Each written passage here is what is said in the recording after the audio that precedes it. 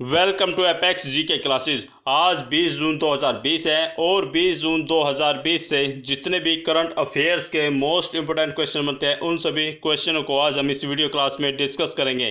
दोस्तों, मैंने हर एक क्वेश्चंस को डिटेल्स में और फैक्ट के साथ समझाने की कोशिश की है ताकि आपको 20 जून से रिलेटेड सभी क्वेश्चंस याद हो जाएं। दोस्तों, आपको इस वीडियो क्लास को पूरा ध्यान से देखना और सुनना है ताकि चीज़ें आपको अच्छी तरह से समझ में आ जाए। तो चलिए आज की वीडियो क्लास को स्टार्ट करते हैं। आज की वीडियो क्लास का क्वेश्चन नंबर फर्स्ट, किस चाइनीज मोबाइल कंपनी को भारत चीन सीमा विवाद की वजह से भारत में अपना लाइव इवेंट कैंसिल करना पड़ा? Option A Oppo, option B Vivo, option C OnePlus या फिर ऑप्शन डी कौन का? तो दोस्तों यहाँ पर क्वेश्चन नंबर फर्स्ट का right answer will be option number A Oppo. चलिए क्वेश्चन नंबर फर्स्ट के फैक्ट की तरफ चलते हैं। हाल ही में हुई लद्दाख की गलवान घाटी में झड़प और उसमें मारे गए 20 भारतीय जवानों की शहादत के बाद भारतीयों के मन में चीन के प्रति बहुत गुस्सा है। लोग जगह जगह पर चीनी सामानों का विरोध प्रदर्शन कर रहे हैं और चीनी सामानों के बहिष्कार करने की मांग हो रही है। इस बात का असर चीनी कंपनियों पर पड़ा। हाल ही में चाइनीज मोबाइल कंपनी ओप्पो का भारत लाइव इवेंट इन्हीं विरोध प्रदर्शनों को देखते हुए कैंसिल करना पड़ा। दरअसल ओप्पो द्वारा इस लाइव इवेंट के जरिए 5G फ़ोन को भारतीय मार्केट में लॉन्च किया जाना था, लेकिन ओप्पो ने चीनी सामानों के विरोध प्रदर्शन को देखते हुए अपने इस प्रोग्राम को कैंसिल कर दिया। चलिए नेक्स्ट क्वेश्चन नंबर सेकंड की तरफ चलते हैं। GSP प्रणाली किस देश द्वारा चालू की गई? Option A Saudi Arabia, option B Japan, option C Papua New Guinea या फिर ऑप्शन डी अमेरिका। तो दोस्तों यहाँ पर क्वेश्चन नंबर सेकंड का right answer will be option number D America. चलिए क्वेश्चन नंबर सेकंड के फैक्ट की तरफ चलते हैं। GSP यानी कि जनरलाइज्ड सिस्टम ऑफ प्रेफरेंसेस, यह अमेरिका द्वारा अन्य देशों को व्यापार में दी जाने वाली प्राथमिकता की पुरानी प्रणाली है जो काफ़ी व्यापक है। सन 1976 में विकासशील देशों की आर्थिक वृद्धि बढ़ाने के लिए इस प्रणाली को शुरू किया गया था। दरअसल इसके तहत GSP दर्जा प्राप्त देशों को हजारों सामान बिना किसी शुल्क के अमेरिका को निर्यात करने की सुविधा मिलती है। सन 2017 से भारत को इस दर्जे के तहत छूट मिलना शुरू हुआ था। अभी तक लगभग 129 देशों को करीब 4,800 सामानों के लिए इस प्रणाली से लाभ हुआ है। अमेरिका द्वारा भारत को दिया GSP दर्जा खत्म करने का फैसला लागू हुआ है, जिससे भारत द्वारा अमेरिका को किया जाने वाला सामानों का निर्यात महंगा हो जाएगा। GSP के तहत अमेरिका में भारतीय सामानों को छूट मिलती थी। चलिए नेक्स्ट क्वेश्चन नंबर 3 की तरफ चलते हैं। देश की पहली corona virus test mobile lab किसने शुरू की? Option A Amit Shah, option B Santosh Gangwar, option C Yogi Adityanath या फिर डॉक्टर हर्षवर्धन, ऑप्शन डी। तो दोस्तों यहाँ पर क्वेश्चन नंबर 3 का right answer will be option number D doctor Harshvardhan. चलिए क्वेश्चन नंबर 3 के फैक्ट की तरफ चलते हैं।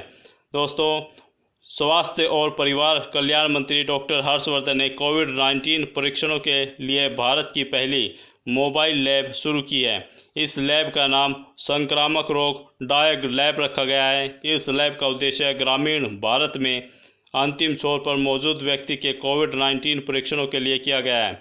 इस तरह की 50 लैबों को आंतरिक और दुर्गम भागों में तैनात किया जाएगा। यह मोबाइल लैब साइंस और टेक्नोलॉजी मंत्रालय और आंध्र प्रदेश मेडडेक जोन के संयुक्त प्रयासों द्वारा बनाई गई है। चलिए नेक्स्ट क्वेश्चन नंबर 4 की तरफ चलते हैं।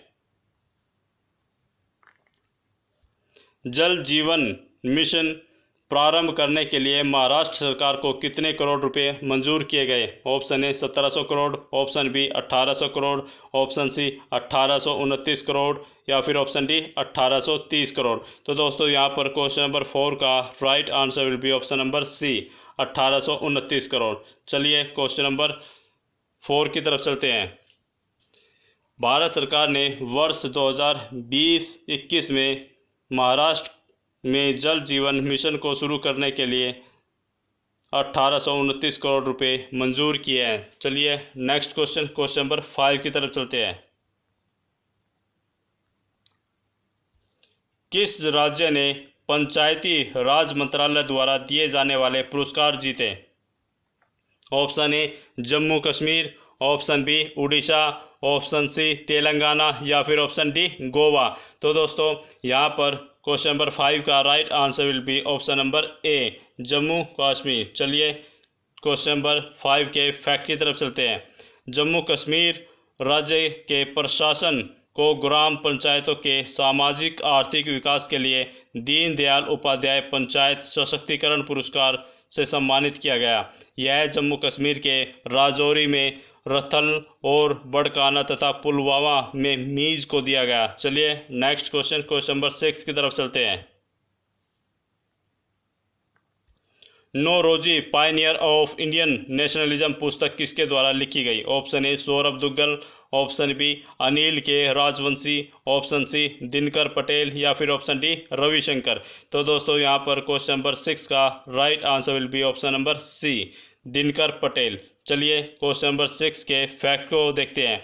Naoroji pioneer of Indian nationalism नाम की बुक दिनकर पटेल द्वारा लिखी गई है। इस पुस्तक में दादा भाई नौरोजी की जीवनी, राजनीतिज्ञ, बहुमुखी जीवन यात्रा और ब्रिटिश संसद के लिए चुने जाने के लिए आयोजित सभी आयामों पर प्रकाश डाला गया है। चलिए क्वेश्चन नंबर 7 की तरफ चलते हैं।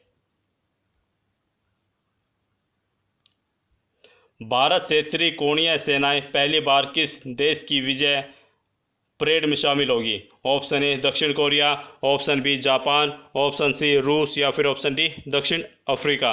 तो दोस्तों यहाँ पर क्वेश्चन नंबर 7 का right answer will be option number सी।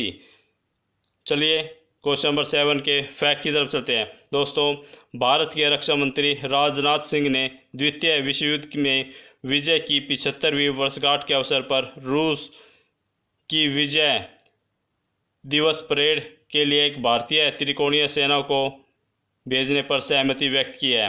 यह परेड 24 जून को आयोजित होगी और इस परेड के लिए 75 सदस्यीय दल को रूस भेजा जाएगा। चलिए क्वेश्चन नंबर 8 की तरफ चलते हैं। पशुपतिनाथ मंदिर परिसर में स्वच्छता सुविधा के विकास के लिए किस देश ने नेपाल के साथ एक समझौता ज्ञापन पर हस्ताक्षर किए? ऑप्शन ए चीन, option B Bharat, option C Bhutan या फिर ऑप्शन डी तिब्बत। तो दोस्तों यहाँ पर क्वेश्चन नंबर 8 का right answer will be option number B Bharat. चलिए क्वेश्चन नंबर 8 के फैक्ट की तरफ चलते हैं। भारत ने नेपाल स्थित पशुपतिनाथ मंदिर की स्वच्छता और वहाँ दी जाने वाली अन्य सुविधाओं के विकास के लिए लगभग 37.23 मिलियन नेपाली रुपए की सहायता देने के लिए संघीय मामलों और सामान्य प्रशासन मंत्रालय, Kathmandu metropolitan city of Bharat के द्वारा दूतावास के बीच एक ज्ञापन समझौते पर हस्ताक्षर किए हैं। चलिए नेक्स्ट क्वेश्चन नंबर 9 की तरफ चलते हैं। वर्ल्ड सोनटेरिंग डे कब मनाया जाता है? Option A 16 June, option B 18 June, option C 19 June या फिर ऑप्शन डी 20 जून। तो दोस्तों यहाँ पर क्वेश्चन नंबर 9 का right answer will be option number C 19 June.